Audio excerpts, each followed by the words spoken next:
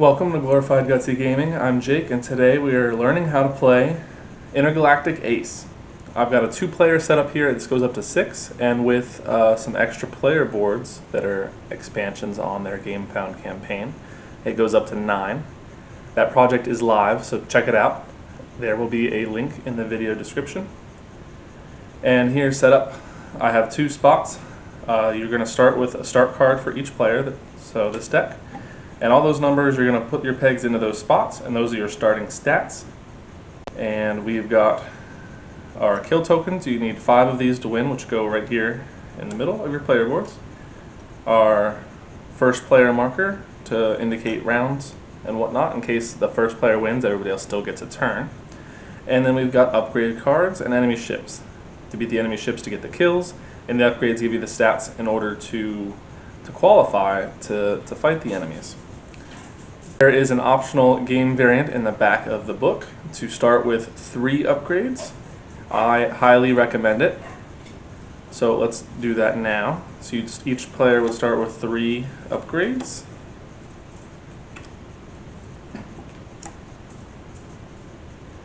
And I will just give a description. It will look like this. You get weapons, cloaking, maneuvering, speed, fuel, shields, and scans.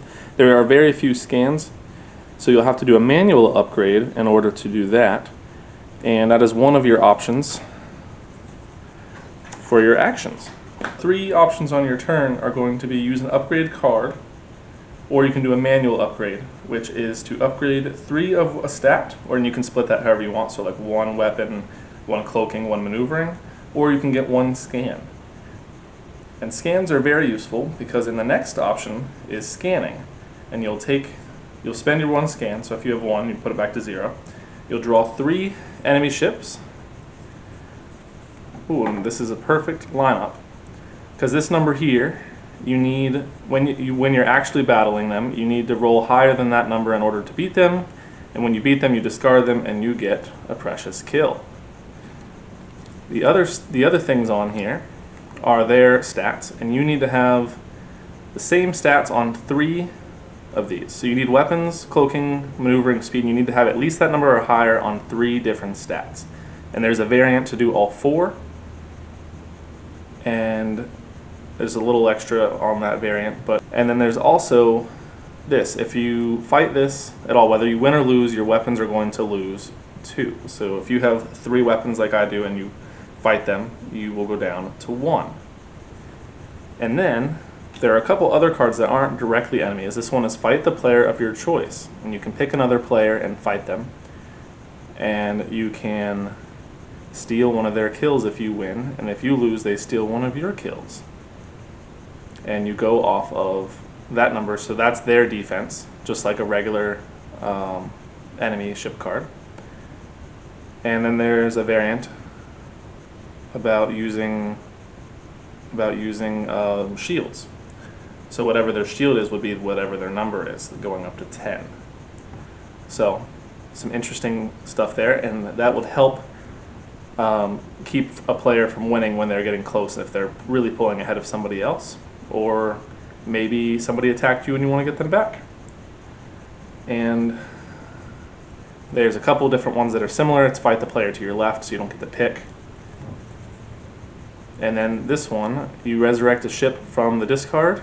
So one of the ones that have already been fought or revealed, I should say, and you pick that one, you add 1 to their number, and you can pick and fight that one. That's really good if there's already a really low number like this 3. And there's a couple other ones that are rather low too. And there's a couple different ones that subtract different stats, so shields and maneuvering, quite a few of those.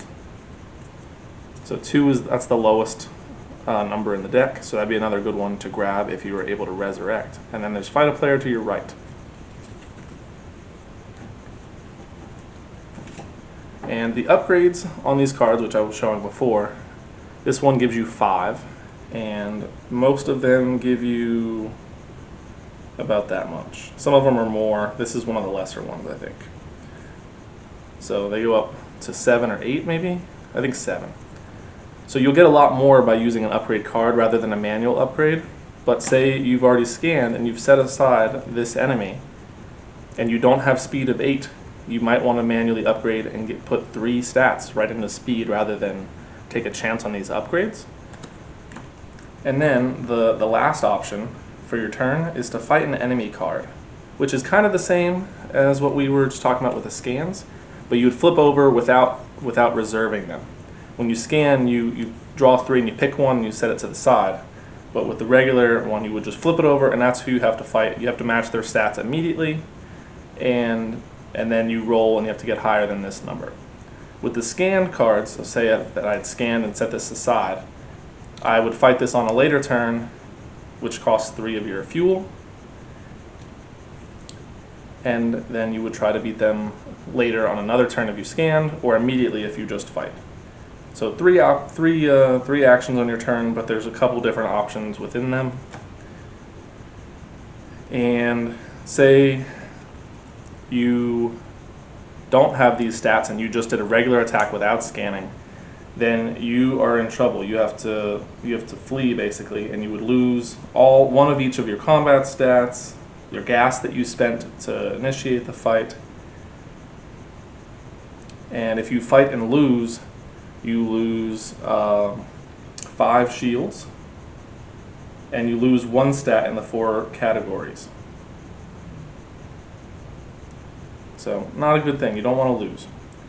So we'll do a quick run of like 2 turns or so, just to describe it. It goes really fast. We'll not enact any of these upgrades because that will take me a while to set up those pegs. But we'll just go ahead and move everything up to about 6. We'll go 7 on this one. With no scans. Oh, and they're going to need some gas too. We'll go up to 7 gas, I guess. Alright, so say black goes first, and they're the starting player. They're either going to upgrade from the deck manually to get things, or they could scan or fight. I think if you have a scan and you don't have an enemy already set aside, you're going to go ahead and use that scan. Look at 3 cards, the player to the left. They've got no kills, so you don't want to steal from them. A 3, and resurrect an enemy ship. There's nothing in the discard, so you're not going to use that. If the discard pile is empty, discard this card and fight the next card in the draw pile. That's if you just fight it regularly. In this case, we just won't pick it because we're scanning. You're going to pick the green headlamp. So you're going to set that guy aside for another turn. And the other guy doesn't have a scan, so they're going to manually upgrade to get a scan because they want to scan and set aside a weaker enemy also. They're pretty even in stats. I made them that way on purpose, and your stats will be relatively similar throughout the game, likely anyway. They're going to roll and hope to get more than a 7. Green rolled an 8, so they would win, and they would take that kill and add it to their board. If they had tied, nothing would have happened. They spent their gas and got nothing. Now there is a variant that is very important. I think I recommend it highly. You'd spend 3 gas to move your dice up 1 to get that kill and win. Or if you rolled 2 per se, and you spend that gas to make it so that you tie. So you don't want to lose, because if you lose, you're going to lose your ship, and then they would win. When somebody has 5 kills, it goes around, and then the game is over. In this case, black has 5 kills and would win. And that is how we play Intergalactic Ace. Thank you for watching. Goodbye.